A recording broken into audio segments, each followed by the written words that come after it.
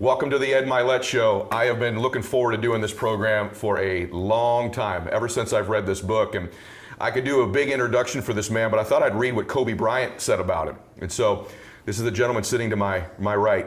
Tim Grover knows more than anyone about the mental side of sports. And I would amend that and just tell you life, business, success overall. This book is a blueprint for discovering what you're capable of achieving, getting results you never imagined, reaching the highest level of success, and then going even higher. And so that is Tim Grover, the author of this incredible book that we're going to talk about today, Relentless. Tim, thanks for being here, brother. Thank you, partner. Appreciate you. Thank you. So good to have you here. So let's talk a little bit about, let's get the basic stuff in the book, because I really want to talk about you. But if we don't get to the basic stuff of the book, we're gonna have a hard time. So well, first thing what I want to say is, when you talked about what Kobe's quote, he said about sports. Yeah. Isn't business a sport? 100%. Isn't it about competing, winning, 100%. losing, keeping score? Everybody keeps score. Right. Whether they say or either they don't or don't. Everybody keeps score. You may not keep your score, but somebody else is keeping your score. They're always looking. So when you're talking about Relentless and we talk about sports, life is a sport. Okay, business is a sport. It's all about competitiveness. It's about being competitive. It's about winning. It's about helping. It's about succeeding. It's about failure. It's about success.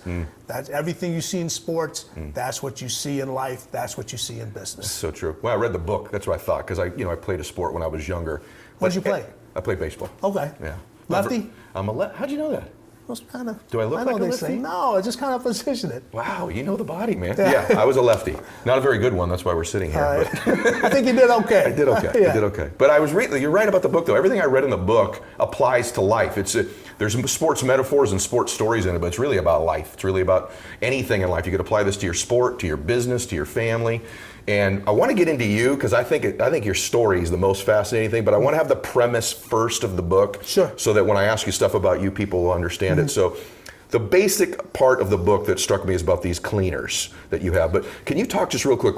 You talk about coolers, closers, and cleaners. Right? Correct. What's that mean? What's the difference between the three? Well, what we did was, when I started working with Michael and I'm watching him compete and do all these different things, and they were like, okay, he's a closer, he's a closer, he's a closer. Yeah. Then when we were down in the Barcelona Olympics, and this where everybody was a top player on their team. You had Charles Barkley, you had Chris Mullin, you had Patrick Ewing, David Robinson. Jeez. You had all these individuals playing on the basketball court, Scottie Pippen.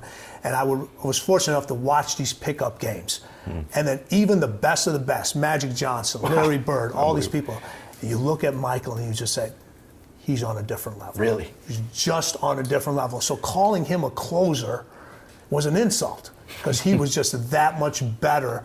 And when the competitiveness increased and the intensity was higher, he just took it up to another level. So Really? I had to come up with another term for it. I said, you know what?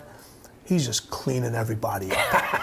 Okay. I came up with the term cleaner. But let's go, we have the coolers, we have the closers, and we have the cleaners. Love this. A cooler's an individual, they're average.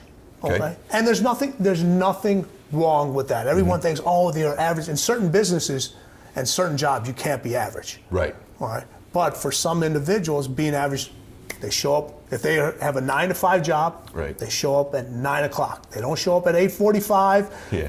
They don't show up at 8:30. They show up at 9. They leave at 5. Yeah. All right. Even if they have more work to do, 3 more phone calls to make, I'm off the clock. I'm done. I'm going home. Okay, and those are your coolers. That's a cooler. And every company needs them. You don't want a cooler as your surgeon if you're going into heart surgery. No, exactly. Right. Okay, exactly. Every job has one. They all know who they are. Then you have the closers. Closers are a level above that. All right, they're the individuals that can they get you that end result no matter. Almost every single time, no matter what happens, as long as a lot of adversity isn't thrown at them. They follow the playbook, they know exactly what to do, but when too many variables get thrown at them, they're kind of like, I can't do this. A cleaner is an individual that's going to get you that end result over and over again, no matter what's thrown at them. It doesn't matter what the circumstances are, what crisis they have going on at work, what crisis they have going on at home. They know how to separate the two. They're going to get you that end result. Not one time, not two times, but over and over again, because what they did before doesn't matter. Is that one of the traits of a cleaner? They can repeat it? It's one of the most important traits. The two most important traits of a cleaner is, one, they can do it many, many times, repeat over and over again. And this is the most difficult one, is can they elevate the individuals around them? Love that. Which is the most difficult. You have a lot of players, you go dealing in sports, you have a lot of people in business, they're successful for themselves. Yeah. Okay. Or the team, they put up great numbers, but the team never wins. Boy, all right. True. You know, in business, when the owner or the CEO, when he wins, if he's a cleaner, everybody in that business, from the top person all the way down to the last person, they all win. Oh, wow. When sports, if you bring out the best out of all your teammates. You elevate not only your teammates, you elevate the equipment manager, you elevate the equipment manager, the staff, the people you have no idea, the people that handle the tickets. Everybody's game is elevated because they have to, because the cleaner's not going to come down to your level. You got to come up to theirs. Wow, that's good. Wow, you're making me think on the fly here. No, I was thinking early in my business career. Well, I was really obviously a cooler in the beginning.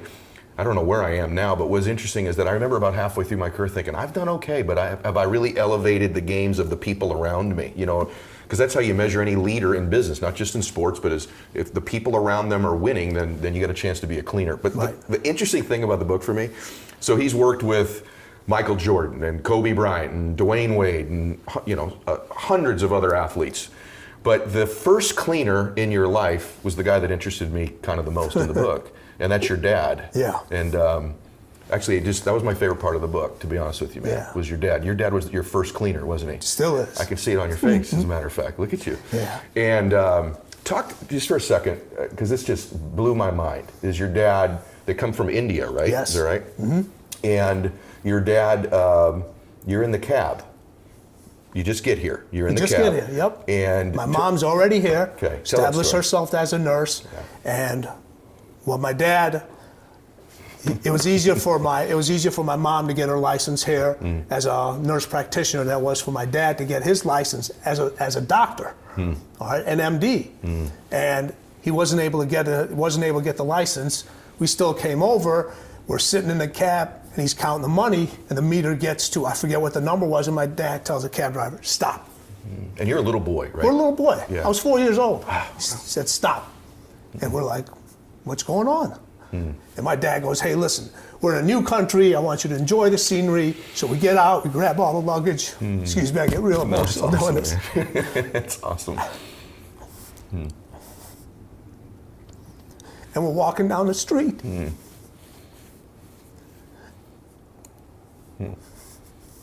That's awesome, brother.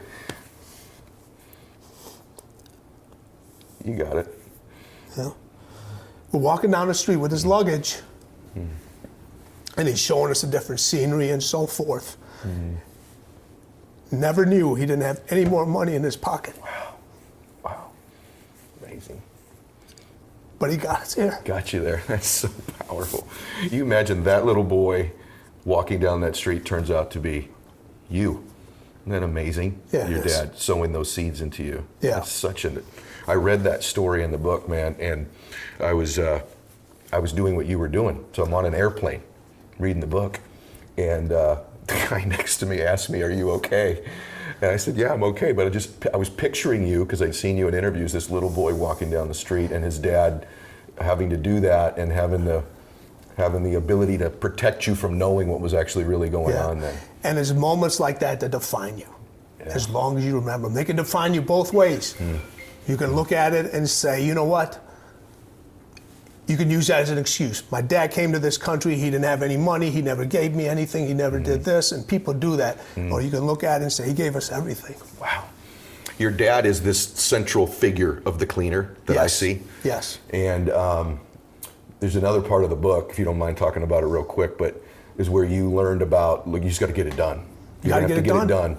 And so your dad, I think, worked on cadavers. Is that right? Yeah. So, you know, he came over to the country and they wouldn't accept his educational that he did, you know, and his license in India, and what he had to, in order to get it done here, it was just too much time. It was too much time. He wouldn't be able to work. So at the Northwestern University, they gave him a job as a degreaser. Okay. Well, what's a degreaser? Yeah, what is it? So I don't know how medical school is taught now these days, but back then you had cadavers, okay? And in order to preserve the cadaver, you filled it with formaldehyde so it could last the whole semester and quarter and so forth. All right, but after the quarter's over with or semester's over with, guess what? You got to dispose of them. When they're filled with formaldehyde, they weigh anywhere from 500 to 600 pounds. So you just can't, you know, it's not like you get a garbage truck and just toss them in. So what you have to do is there's an individual that has to take these bodies, they have to dismantle them, you know, and throw them into a furnace. Oh, boy. Okay? Yeah. That was my dad's job. Wow, he went from where he was to doing that to provide for your family. Exactly, to provide for the family. And that's exactly what he told me. He said, this is what you do, sometimes you have to do to provide for your family. Doesn't he bring you in there when you're a little guy? So they can't afford, my parents couldn't afford babysitters. One worked night, one worked during the day. So when there was no school, all right, my mom's resting because she just worked the night shift. All right, so guess what? We go to work with our dad. Okay. All right, we go to work with our dad. And, you know, and my dad's in the thing. He's, you know, he can't let the kids run around. My dad's in the thing. We're in the gear and everything. He hands a saw. He goes, "This is what I do." Hands you a saw. Yeah, it's a bone saw. He goes, "This is what I do." How old are you, roughly, this time? I was 6. Oh my God. I try to tell people, I was the original Dexter. 6 years old, you got a bone saw in your hands. Bone saw. Oh my God. All right. What was the lesson for you from that? Well, it's just like, listen, you do whatever's necessary. Just because you have this kind of status somewhere else doesn't mean you're always going to have it. You're not always going to have it. And this is the one thing that I find very interesting is when people become successful, okay, they always say, I don't do that anymore. Well, what do you mean you don't do that anymore? You should do that and then some. Right? What do you mean you don't do that anymore? The most successful people know and can do it all. All right? Can do it all. Okay. Michael, you know what? He never, when he played, he would go around, pick up the towels in the gym after practice, put the basketballs. Really? Put the basketball. Michael Jordan. Michael Jordan. Okay. Kobe did the same thing. Put the basketballs away. All right. Just do whatever's supposed to do.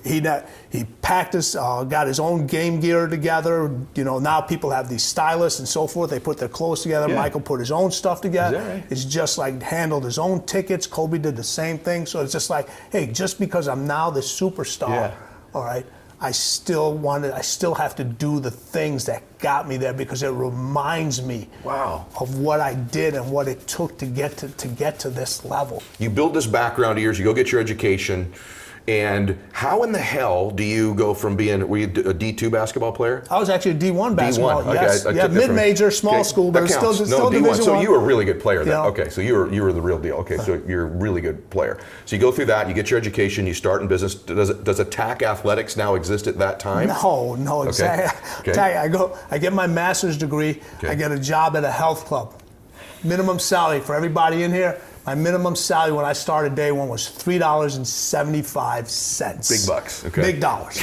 Okay. With a master's degree now. With a master's degree. All right.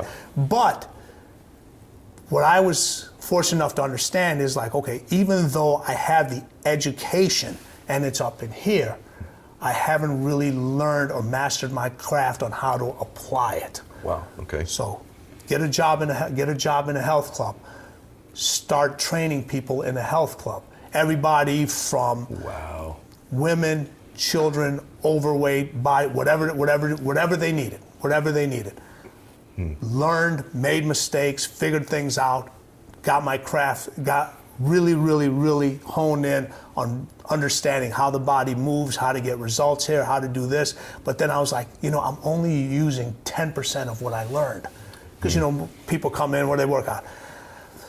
I want to lose weight. Right. Yeah, that's that's first thing. I got too much around the midsection. I want to lose weight. I got my thighs are too big. Whatever it is. So okay, all right. Here's a program. This is what you do. This is what goes on. Right. Here it is.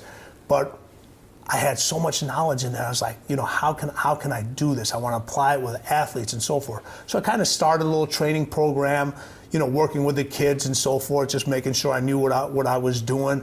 And then I saw an article in the paper saying how Michael Jordan was tired of taking the physical abuse from the Detroit Pistons, and he wanted to get stronger. Okay. Right? So I reached out. The bad boys, they were beating him up back in the day. Yes. Yep. So I reached out to the team physician, who was Dr. John Heffern at the time, and the athletic trainer, who was Mark Feil. And I reached out to them. I said, hey, this is my background. This is what I do. And fortunate enough, I was able to make contact with them. They brought me in, and this process lasted for almost 6 months. They drilled me on questions and made sure I wasn't somebody that was just BSing them. Made sure I knew exactly what I was talking about. And they said, you know what, you might be a good fit. So they made an arrangement for me to meet Michael. I met Michael at his house. We went through this whole discussion thing, and Michael said, "I'll give you 30 days." 30 days turned into 15 years. Oh my God! Wow. So you got this other career. How many guys have the guts to even make the phone call to them? I mean, was this like a dream you had? I want to get with professional athletes. I always told people when they said, when I got my degree, my bachelor's degree, back then it was PE/kinesiology. Okay. So everyone, PE is, you're going to be a gym teacher. No, I'm going to train professional athletes. Somebody else will be, you're going to be a gym teacher. No, I'm going to train professional athletes. So if you keep telling yourself something over and over again, all right, you start to believe it. But once you start to believe it, you got to figure out the path to make it happen. And most people, they'll tell themselves something, but then when they got to go through that path is not straight. Okay, usually that path goes down first. Yes. Okay, and I have a saying. I said, the road to paradise starts in hell. Yeah, I love it. That's where it starts. All right. So many people aren't willing to do that. No, they're not. You know what? Here's the thing. I deliver a different message. You do. I deal with the truth. It's a true one. I was going to say at the same time. It's a true one. I deal with truth and I deal with reality. And you know what happens? People don't want to hear the truth. They don't want to deal with reality. Why? Because it's too tough. Everyone has the ability to change the story. When we were talking about coolers, closers, and cleaners, we talk about, you talk about a cooler's an individual that loves to tell stories. They love to tell stories. All right, they're the individuals. Everyone's picturing coolers right now. So they got a stack of books on the shelf, and they read every self-help book. And 1 minute they're following this person on Instagram, and the next minute they're listening to somebody else. They're always looking for that quick fix. All right, cleaners have the ability to change the story. You know how difficult it is to change a story? But in order to change a story, you gotta put something on the line. People are afraid to put things on the line. Yeah, you put literally your whole reputation on the line to get in with these guys. And you spent 15 years with this guy. 15 years with this guy. Yeah. Like the greatest athlete out there.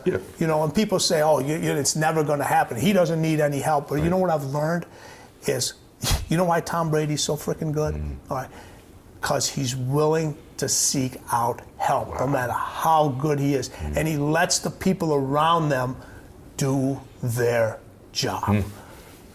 People, all of a sudden, people become experts in everything else. Listen, Michael Jordan's a basketball player, all right? He's like, I don't want to know what you're doing. Just do it.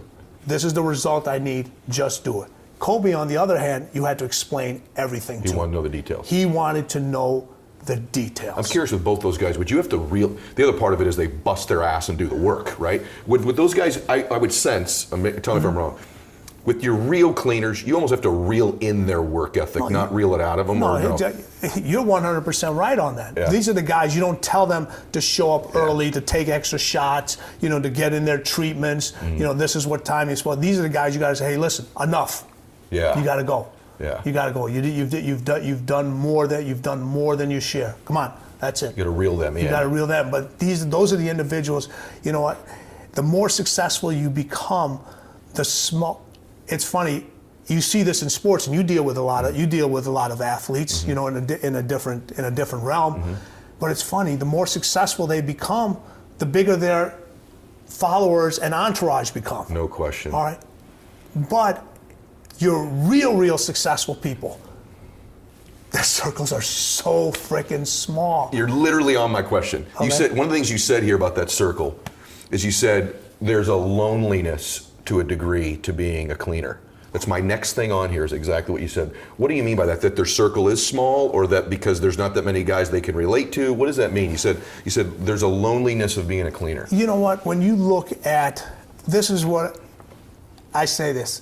You know what the best friend becomes of a cleaner? Distance. Yeah. Because you got to distance yourself from the competition. You end up distancing yourself from your friends. Sometimes you end up distancing yourself from your family.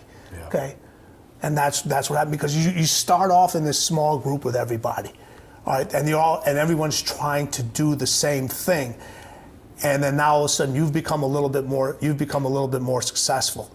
So you've distanced yourself from the people that aren't successful, and they're trying to come up, and then now you've taken another step, so you've gone a little farther. Now listen, nobody wants to miss their kids' events. Nobody, you don't want to miss the concert, you don't want to miss their sporting event, you don't want to do this, all right? It happens. Yeah. It happens. Yeah. It just does. So that distance, the more successful you become, you end up creating that distance. And it's funny, you know, we idolize individuals. You know, we want to sit here and we want to be part of the right clique, or we want to be part of the right fraternity, sorority. We make sure you get invited to the right party. Yeah. Your kids have to be in this social group. And who's the people we idolize most? The ones that stand alone. Oh my gosh, that's so good. That's the ones we idolize, are the ones that we stand alone. But yet you're so worrying about what this person says and what this person thinks. If you really think about it, look at your circle, look at your entourage, okay? You think they're helping you, okay? Majority of them are holding you back. Wow. The last 5 minutes here, you should pause this and just go replay these last 5 minutes, because everything you just said, brother, is so freaking powerful and true about success. Every single word of that.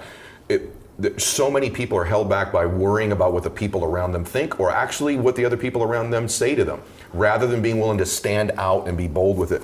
The thing about the book, and every time you have somebody you want to promote their book, I'm just telling you, I like to read books that teach me things, and this taught me a ton, right? But my favorite books at this point in my life, because I don't know where I'm at on the cooler, closer, cleaner thing, but I can tell you it just confirmed so many things to me. I went, wow, I'm not crazy. And this is freaking true. What he's saying right here is true. It applies to success in every single area. And the last 5 minutes, I just got to tell you, that is the thing that I see that holds most business people, especially in this age of the selfie and the likes, and people are obsessed with everybody thinks about them, and they're afraid to stand alone. They are afraid to stand alone. You spend more time here. So we're both workout guys. We like to go to the we like to go to the gym. All right. How many times have you seen people in the gym? They spend more time on their playlist, taking pictures, doing stuff instead of getting their workout done. So true. It's just like, you know. And here's the thing. All right, you're a very intense person. I can tell. Right. Okay, I'm a very intense person. Yep. All right, we value our time. Yes. Okay. How do you get results in the gym? It isn't about spending 2 to 3 hours working out. People say, I spent 3 hours. You didn't spend 3 hours. By the time you pulled into the parking lot, by the time you changed, got some breakfast, put your workout clothes on, talked to 8 people, did all that stuff, you were there for 3 hours. You did your 3 hours. No intensity. All right. People talk about, hey, you know, you post a couple of workout things, you're seeing it, you're a buff guy, or you're in great shape. All right, people say, Ed, I want to look like you. All right. They don't see what it takes to look like you. Not only in the gym, outside of the gym. The intensity that's there. You're in the gym, and I'm assuming you work out with music. You had some headphones on. You got to get a certain amount of stuff done in a certain amount of time. Or you're in this intense life. Somebody comes up to you. Yeah.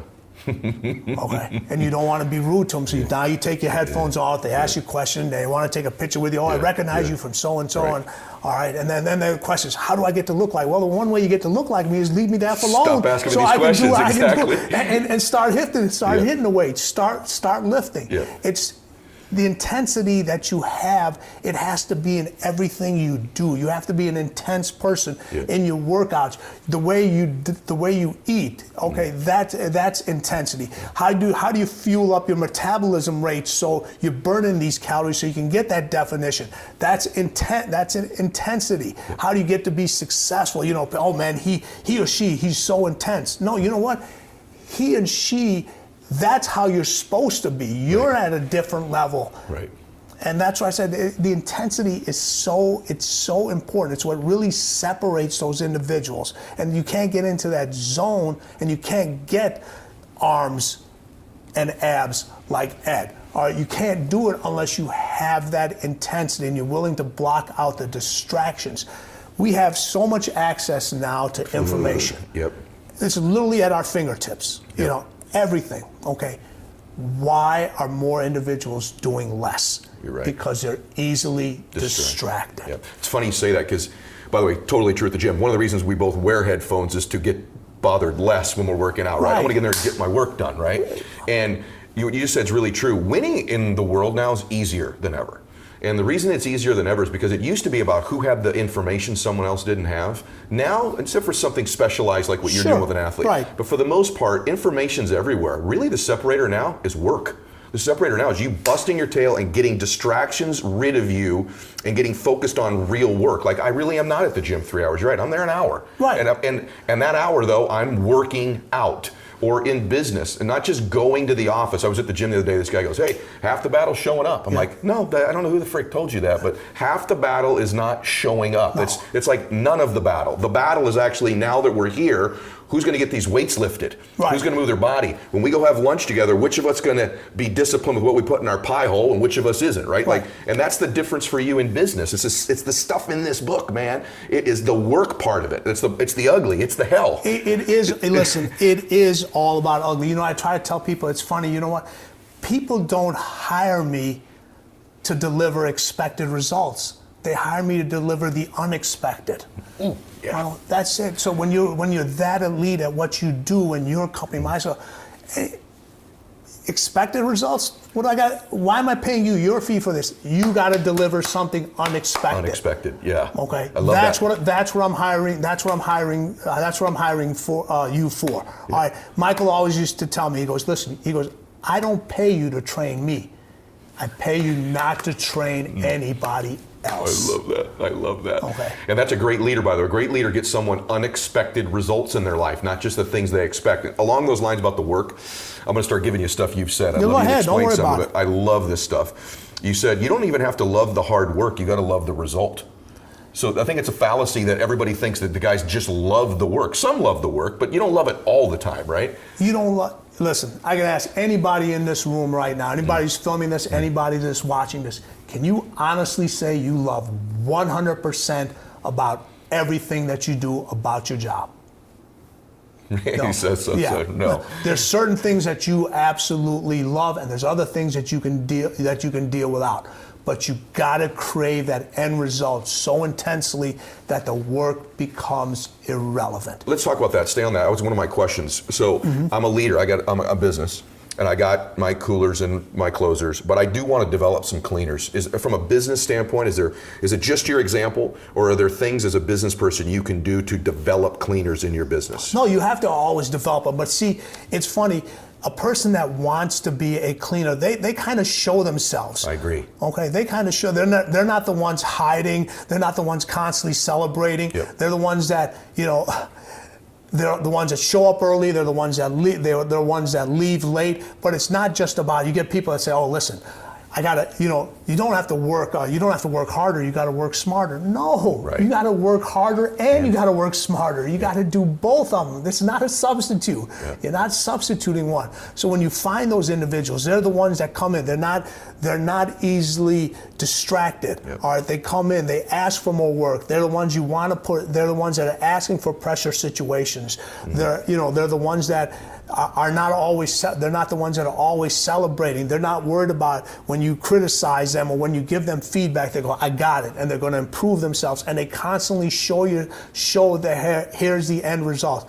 In your business, I'm assuming you guys have certain goals and certain sales and all this other people, and then when they get that, there's some kind of reward. It could be trips, it could be whatever it is. Companies do it all different. Guess what? When you lay those down, when you put down those, hey, we need you to reach these goals every single year, and we're going to take 10 of you to wherever. Hawaii. Okay, Hawaii. We're going to take 10. You as an individual say, you know what? I might as well book these 8 tickets already because I know these are going to be there. Yeah, that's exactly right. Yeah. The repeating thing was interesting to me because I always say all the time, my will to win isn't for sale. Yeah. And I watch that. Guys, their will's bought by failure. They fail enough times, you can buy them out. Yeah. But the other one's true. The enough winning, you can usually buy most people's win. They don't want to go through that thicker wall that you talked about earlier. And you said something about these people identify themselves, right? Mm-hmm. They're freaks. They got some freaky desire level. But you also said the cleaners have a dark side. What does that mean? How do cleaners have a dark side? Everyone has a dark side. Everybody has a dark side. All right, we've all been through something. All right, and it's how you handle that situation determines what kind of individual you're going to become. You have individuals that make excuses all the time. I came from a broken home. I didn't have this. I didn't have that. And you got other individuals that take that, hey, my mom raised me or my dad raised me, and they take that as motivation, as power to say, watch me. Yeah. I'm going to show you. Okay, I'm not going to let that hold me back. It's not an excuse. That's your dark side.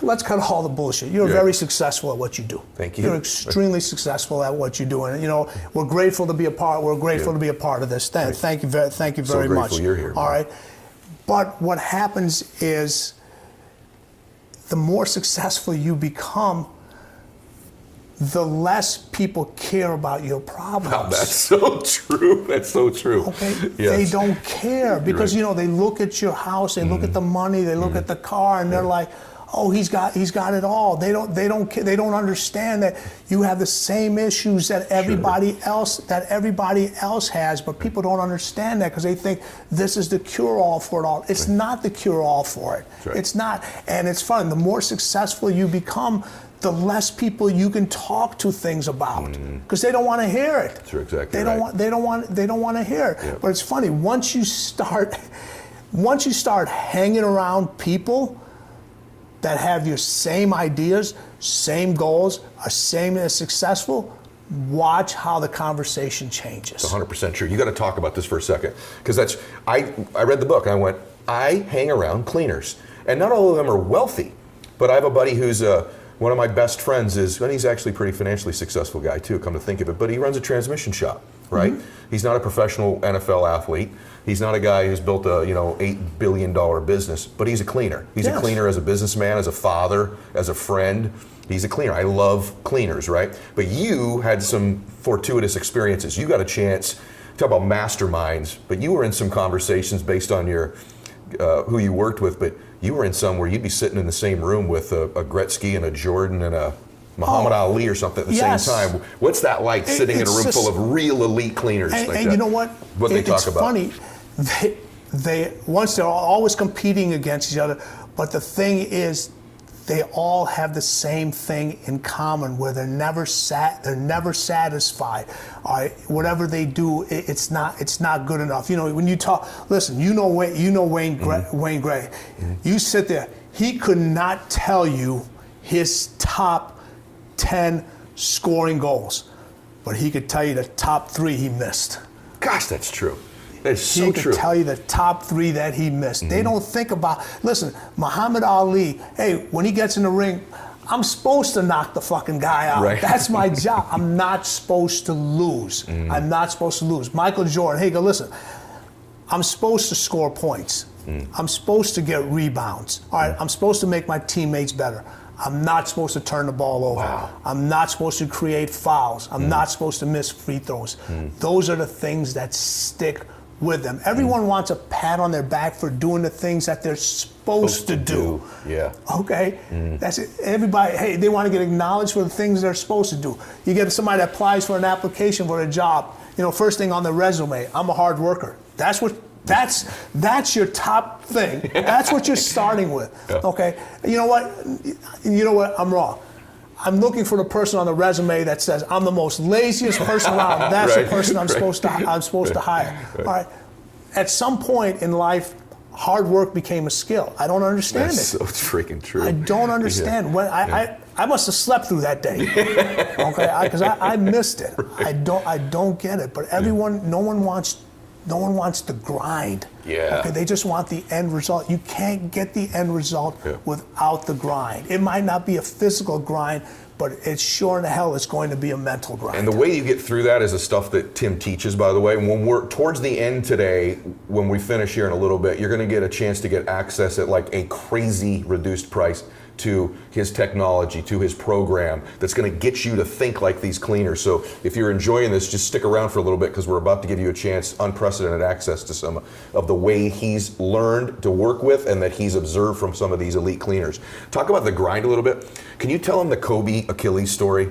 Because I think that was so telling about how they want to finish things. So the part where he tears his Achilles. He tears his Which is one of the most Achilles. Painful injuries. It's so painful. Right. Okay, and we know one. So what he does is he actually gets up. He walks over to the trainer's thing, and they're sitting there. And we knew it was torn and so forth. And you know what he says? He goes, "Man, is there any way you can just pull it down so I can just finish this game?" So, oh my God. And it's just, the athletic trainer, Gary Vee at the time said, "No, we can't." Yeah. Okay, listen, you need to go back in the locker room. He goes, "No," he goes, "I got 2 free throws I got to go make." Oh my God. All right.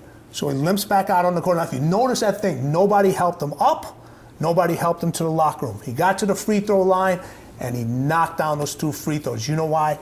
Cleaners have to finish. That's so awesome. They have to finish. That's one of their most intense qualities. They have to finish. I'll give you an example, and I'm going to point. Yeah. So, you're not wearing a watch. Okay, this is a timepiece. There's a huge difference between a watch and a timepiece. Okay, you can take a watch into your local drugstore, get the battery changed. Anybody who's working over there can pop it open, switch the battery, and do what they have to do. It takes a master craftsman to know how to work on a timepiece. True. Okay? True. Become that master craftsman. Jeez. Okay? Become that master craftsman. All right? Don't settle for watches. Don't settle for cars. Don't settle for houses. Settle for timepieces. Settle for automobiles. And settle for estates. God, that's so good, brother. Okay? That's so good. Anybody can own a watch. Anybody can drive a car. Anybody can live in a house. Anybody can live in a house. All right. But if you really want to set some goals and you're willing to do what it takes and sacrifice to put yourself around there and not worried about what everybody else is going to say, not worried about hurting feelings. Okay, this is no BS, and this isn't about feelings, because I always say this: emotions make you weak. Okay, and a lot of people attack people's emotions because that's where they can control you. Yep. They can control you. All right, think bigger, think better.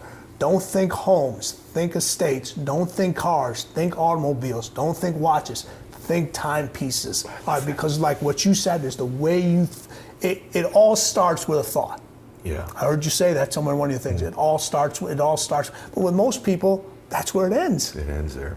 Yeah. It ends with a thought. Okay, this isn't Fantasy Island. Yeah, that's a wish. It's not it's a wish. This isn't Fantasy Island. You know, when you go, listen, you love to go. One of your things was you always wanted to be a part of these amazing golf things. Yeah. You always wanted to do that. Yeah, it's true. Okay, and you said, listen, I don't. When you say you play golf, I don't know if you play like Caddyshack and Happy Gilmore, but you're in these places. That's right.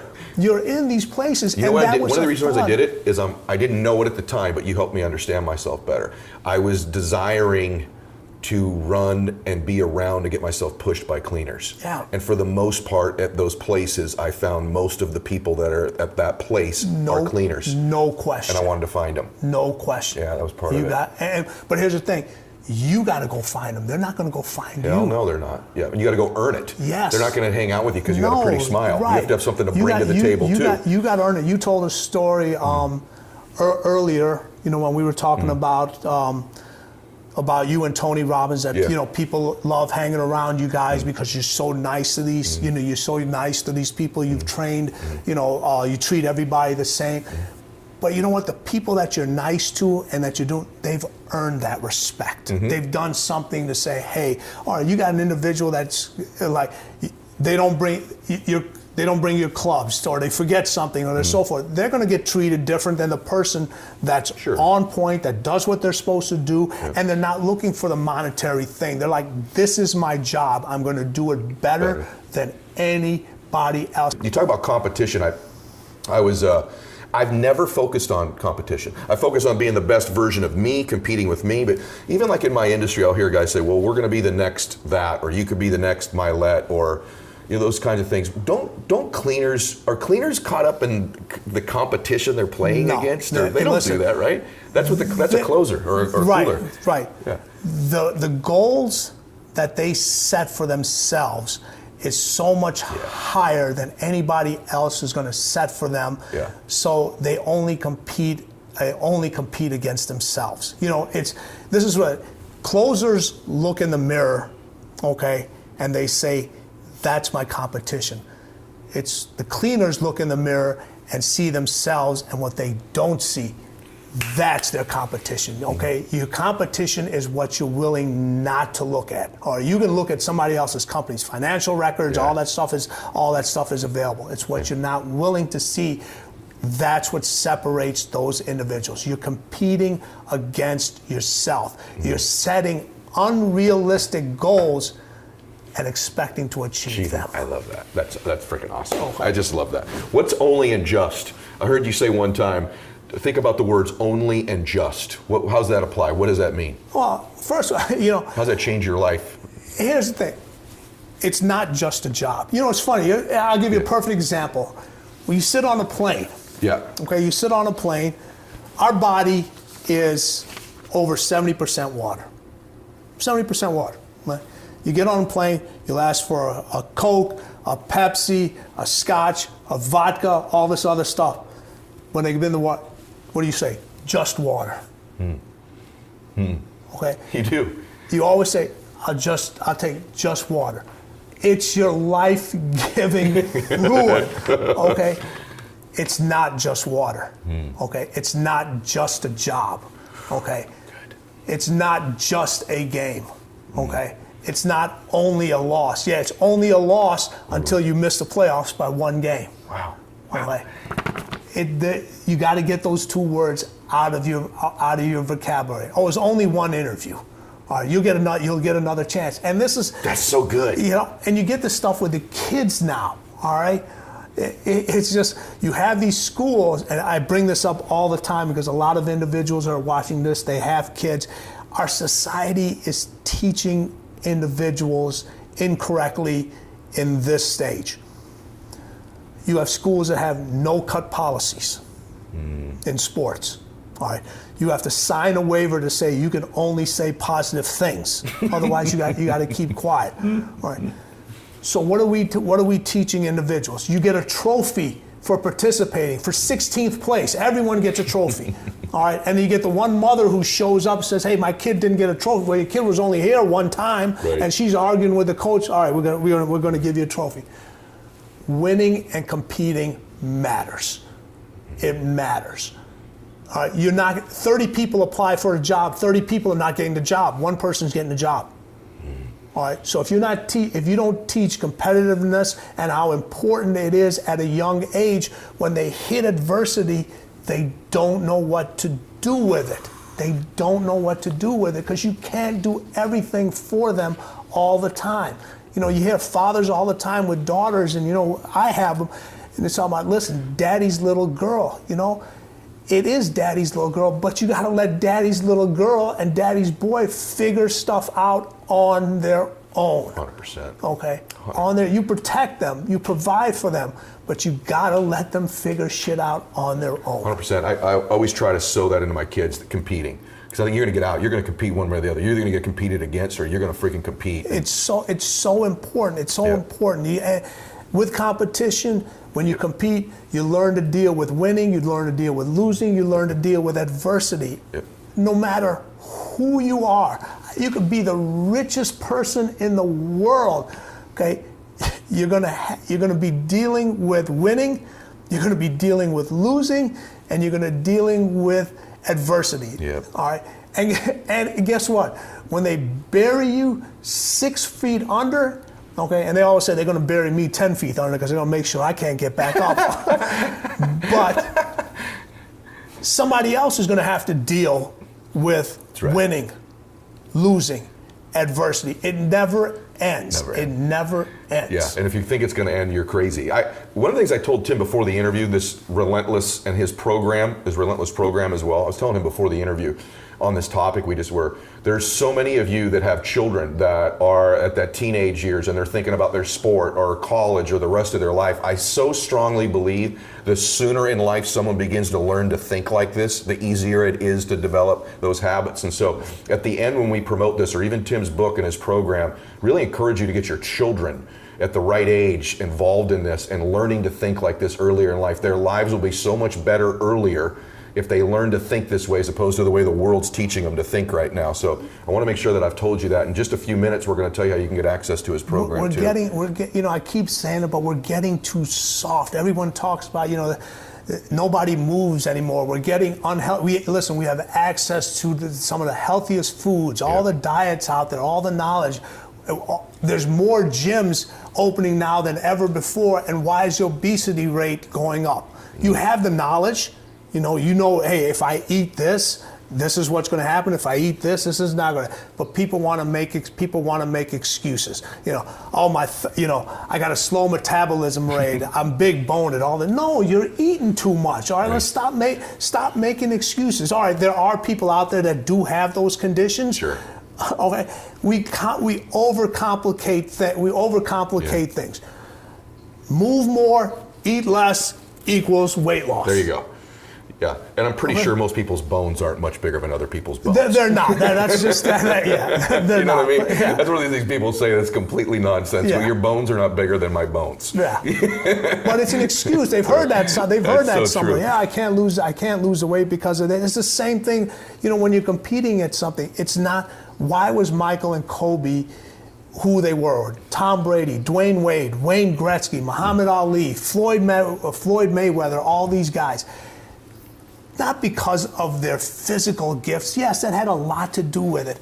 It's up in here. Yeah. It's up in here. And we can all, listen, we're not going to learn to fight like Floyd. We're not going to learn to play basketball like Michael. We're not going to be able to do these things. But you can all think that way in whatever you're doing. You can all take that action.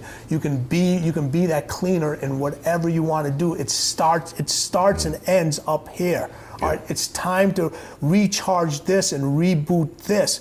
Is there a difference at all? I'm just curious because you work with both of them. Just a sports thing. You indulge me.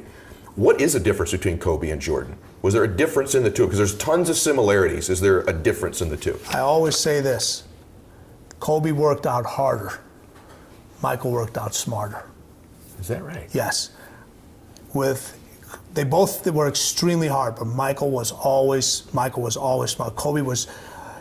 It was this constant push, and we had to even when you reeled them in, okay, you'd get a call at 3 a.m. in the morning. They said, "What are you doing?" It's 3 a.m. I'm sleeping. That's what you should be doing. Right. Let's go back to the gym. Really? All right. And I'm like, no, it's really not a good idea. Well, here's the thing. Even if I tell him it's not a good idea, I still got to go to the gym because he's going to show up at the gym. No kidding. Yeah. He's going to show up at the gym. Were they the two hardest workers? Yes. You know, your most successful individuals, it doesn't happen by accident. Right. It doesn't. You listen, there's a lot of talented people that succeed at nothing. Mm-hmm. At absolutely nothing. Now, when you have that individual that's talented, you have that individual that knows how to work hard, all right, and they have the intelligence, okay, and this is key. This is key because this is what's missing now with individuals. All right, you have the talent, you have the intelligence, all right, you know how to compete, you don't have the resiliency. The resiliency. You don't have that. When failure comes kicking your ass, all right, you crumble and you fold. All right, you crumble. You gotta have that resiliency over and over again. But at some point, that resiliency has got to turn into something. All right, you know, people talk about all the time, oh, you build so much character from losing and, you know, from failure and all that. Listen, at this point in my life, I got enough fucking character. I've had enough losing. Yeah, me too. I got enough character. All right. I've learned more from my wins. I just don't even think it's true. You always learn more from your wins. You always learn more from your wins. You're cool. See, here's the thing. You cannot say this. All right. A cleaner never calls himself a cleaner. And you know why a cleaner never calls himself a cleaner? Because he's never satisfied. Another individual can call themselves a cleaner. That statement you just made tells me right now, don't let this go, you are a cleaner. You'll never admit it. Your wife will never admit it. Okay, but somebody else can say, when they see it, he's a cleaner. Oh, I appreciate but that. You're never going to be you're never going to be satisfied. It honestly doesn't feel like it, right? It just honestly doesn't. And it never will. It never will. Because guess what? When it does, you're no longer a cleaner. You're a closer. Right. You move backwards, right? You move backwards. You're not willing to go through the next wall. Right. And it happens. You get a lot of individuals that make that stage. They go from closers to cleaners, and it's too intense. Yeah. I watch it all the time, man. It's too intense, and you see them. You see them go back. You do. You see them go back. Like, listen, you're built a certain way. Okay, you work out to have this physique. I work out to look this way. Okay, your wife, everybody else does. What happens if you stop? We know. It goes. You got it. Your body goes back. You don't have those arms. You don't have those shoulders. You don't have those guns. You don't no longer have that waist. Your body wants to always convert back to being comfortable. So true, man.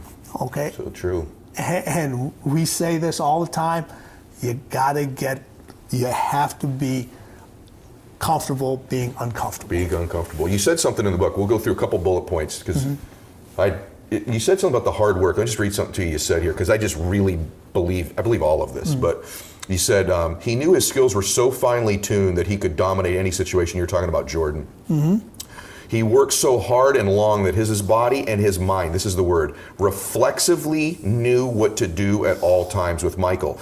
Everything became automatic. He repeated those same movements over and over until he didn't have to think about anything. He only had to let those instincts take over. So what I see in like professional business people is the more they've repeated these, whether it's their phone call or their script or their close over and over, when pressure hits, they can act reflexively. Right? And their instincts take over. And your average person has not put in that background work, and so when pressure hits, they flinch, they miss, they stutter, they stammer. It's not reflexive to them, right? Correct. So one of the big differences is their ability to get to it's an automatic reflexive process through the work, right? Yes, you know what? Your greatest athletes, all right, your greatest business people, all right, your most successful individuals, and whatever they do, I'm talking about teachers or whatever, okay? You know what to them thinking is? Thinking's a distraction. Wow. Thinking is a distraction. They're so finely tuned. Everything is no longer a reaction. It's a reflex. All right? So when they're actually thinking about something, they're actually not on their game. You're right. You're right. Okay? Yeah. They're not on their game. Yeah. If you have to think about this movement, you got to think about this, you got to think about what you do. No, when something happens, it's like But in order to get that state, you know how many years and years of preparation it takes not to be able to think. And you hear this about all the time in athletes or kids. Just go up to the plate. Don't think. Just swing the bat. Okay, just shoot the ball. Yeah. No, it doesn't work like that. That's years. That only and works if you've had years. the 25,000 hours of the work in, Exactly. Right? For those of you that getting into a business or you're in a business, you're already good. You can't work enough. You can't get so good at your craft. The more and more reps you do, the more reflexive something becomes under pressure, and the more you train people over and over and over again, so that when they're under pressure, they react reflexively too. That's how you build a team, right? Yeah, it's just like, all right, I'm gonna give a little example here. I don't know how long we've been going for. Everyone's driven in a car. You got a passenger next. Passenger next to you. So let's say you're driving. Okay, and you have a family member sitting next to you. All right, and all of a sudden you hit the brakes. What's the first thing you do? You reach over and protect the person next to you. You don't think about it. Well, that's what cleaners do. That's cleaner. In business and in anything they do. Exactly. What's a closer's going to do? A closer's going to hit the brake, and then he's going to look over to the person. Are you okay? Yes. No. Yes. They already know they're going to be okay. I got to make sure everybody else is okay. Oh, that's awesome. I got to take care of that person. How good was that? That was good. All right, couple things real quick. I just want to go through these last few things. You said you're a cleaner when you get into the zone, you shut out everything else, and you can control the uncontrollable. And you told the story about Jordan and Derek Martin. You know that story? Can you tell that real quick?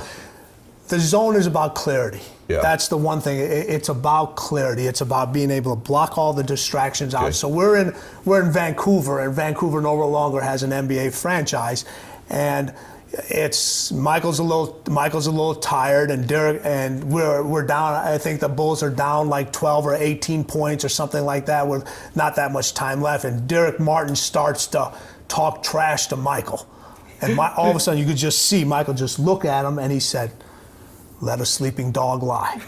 And then literally in the next minute and a half, Michael just goes on this tear and scores like 18 points. They end up winning the game, and it's over with. And Derek Martin literally got cut the next day. Is that right? Yeah, he got cut. He got away from the team the next day. A cleaner doesn't need any more fuel from the outside. They don't need any more fuel. All right. And then what happens is, first of all, they talk so much trash to themselves. To motivate themselves. They don't need somebody else to pour. It's like when you do a barbecue. Okay, you put lighter fluid, you get a certain amount of flame. You put gasoline on it, you're gonna get a much bigger flame. All right, so now you got an individual, Michael, whose flame is already lit. All right, and then you got somebody else that comes in and pours gasoline on it. What are you going to? The end result is not going to be good for the competition. For the other guy. Yes, you said that. You said the other thing along those lines. You said cleaners make decisions, not suggestions. And then you talked about Kobe giving out numbers. That's so awesome. You know what? Everybody wants to. People love to make suggestions. You know why they love to make suggestions? Because if you make a decision, you got to answer the hard questions. Nobody wants to answer the hard questions. It's easy. Oh, it's just a suggestion, and it's easy to pawn it off on somebody. What it is. It's easy to pawn it off on somebody else. You know, Kobe said, "Hey, there's two examples of this. One, I'll start.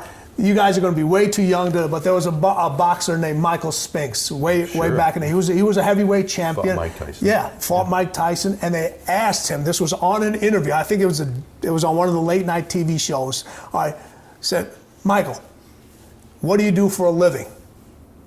His answer, I knock motherfuckers out. That's what I do for a living. Okay? That's what he does. Kobe, what do you do for a living? I give people numbers. Numbers? Yeah. I gave that team 81. I gave him 50. I gave him 62. I gave this person 45. I love that. People are talking, hey, he doesn't pass the ball. That's not my job. My job is to score. Give out numbers. Is to give out numbers. If I wanted to get assists, I could do that. That's not my main thing. I give out numbers. I love that. And you said also that these guys, I just love that. Along those same lines, you said cleaners would rather be feared than liked.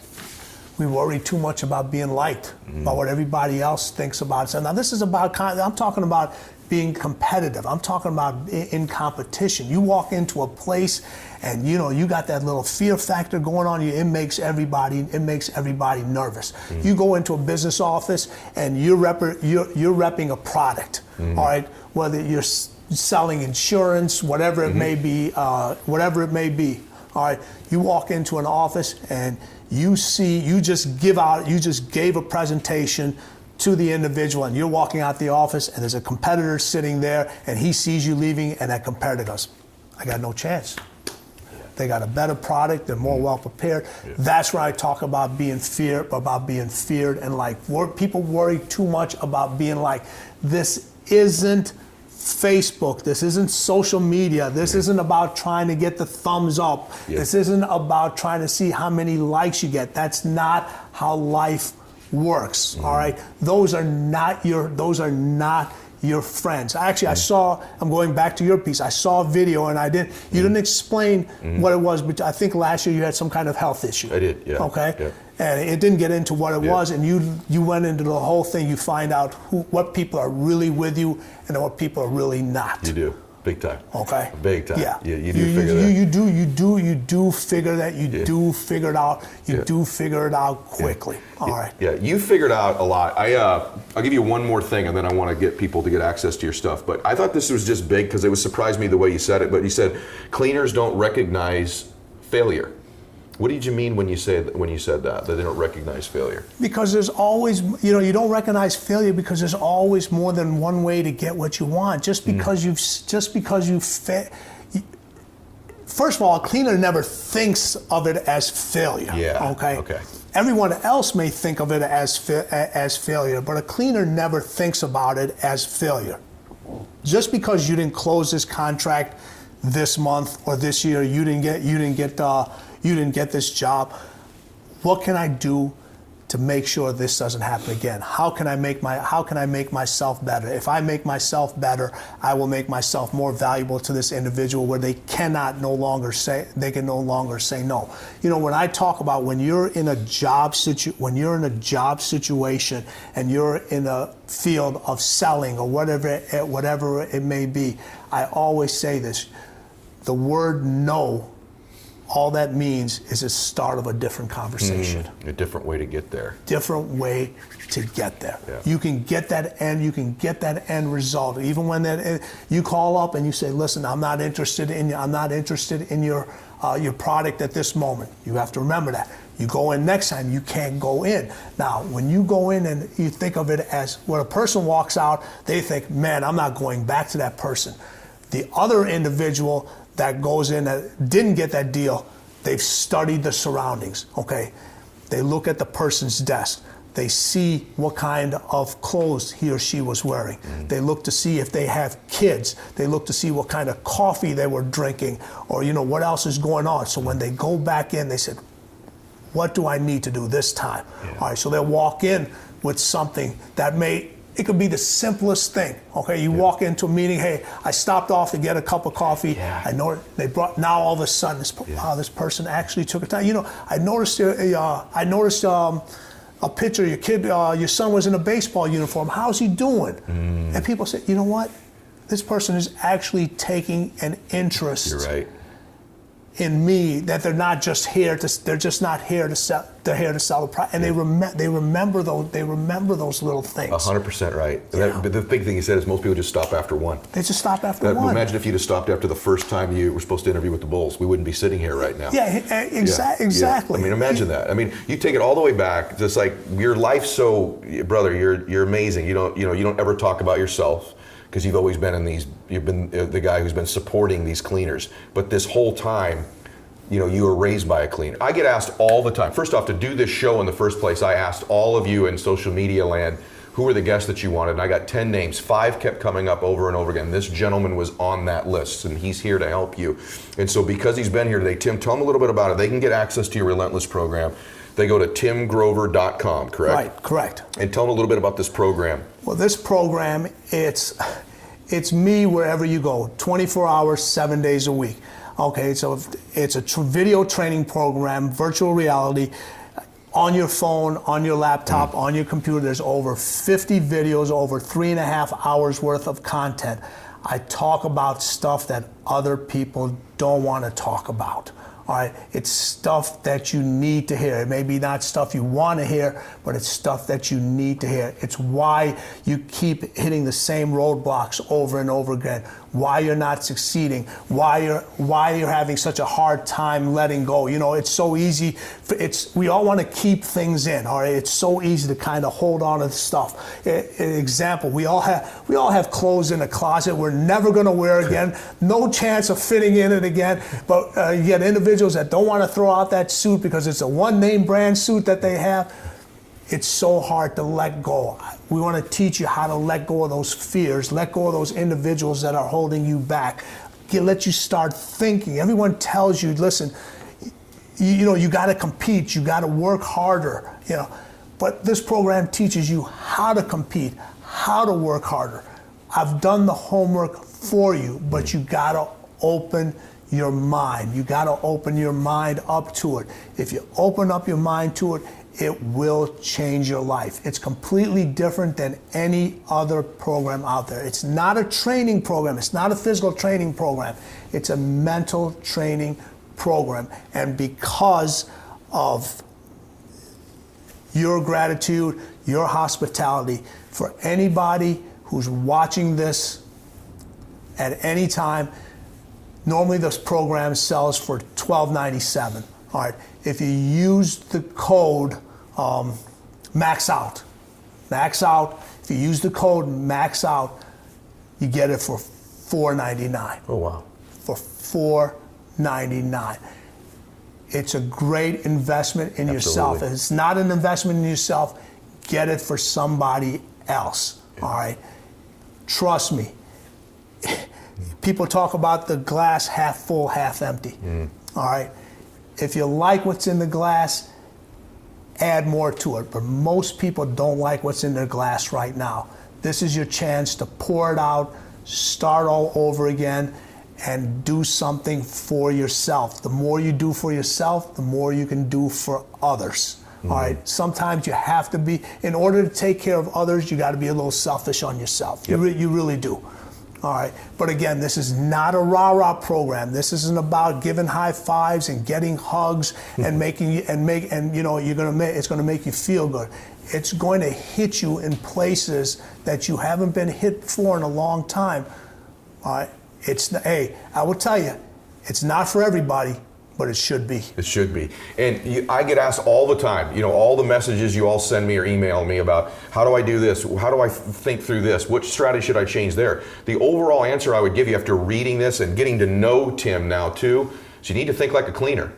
And if you were thinking like a cleaner, most of these things would answer themselves. And so I can't emphasize enough. You got to go to timgrover.com. And the purchase of the Relentless program, use the code name MAXOUT. You get a 60% discount. And this is something you're making an investment in yourself. So I want to say it again, timgrover.com, the Relentless program, and use the code MAXOUT. It's got my full endorsement. I'm telling you right now that if you were thinking more like a cleaner, most of these questions that you send me and ask me would be answering themselves for you in your life. And like Tim said earlier, make that investment in yourself. I was reading something about this guy. He won't say it about himself because it isn't about him. It's not about me. It is about you. But I also want you to know the caliber of person teaching this to you. And in your book, you actually said, when a cooler speaks, you have doubts, right? When a closer speaks, you listen. But when a cleaner speaks, you believe. And I believe. When I listen to him, I believe. In fact, I know from his background, I know from his experience, I know from people that know both he and I that fully endorse him. So he won't say these things about himself. I'm going to tell you this. And so again, my strongest endorsement, my recommendation, give yourself the gift of changing your dadgum life right now. Go to timgrover.com, get the Relentless program, and use the code MAXOUT. Let's get this thing rolling, okay? I want you to do that right now. Take the time, stop the video, and do it right now. Thank you for being here, brother. Thank you, my pleasure. It was a pleasure. Thank you so much. Enjoyed it so much. Yes. Max out, everybody. God bless you.